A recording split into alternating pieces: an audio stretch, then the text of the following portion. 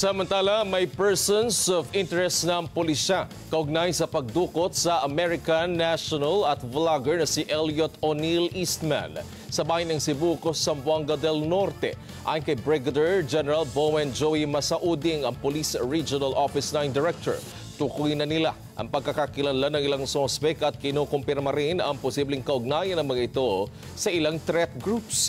Bumuo na ng Critical Management Task Group o CIMTG ang PRO9 na tututok sa investigasyon at tutugi sa mga kidnapper pang matiyak na ligtas na makababalik sa kanilang pamilyang dayuhang biktima.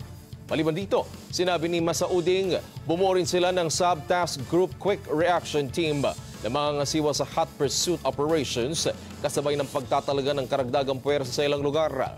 Naka-alerto rin ang lahat ng police units sa Zamboanga Peninsula sa pamamagitan ng mga itinayong checkpoints.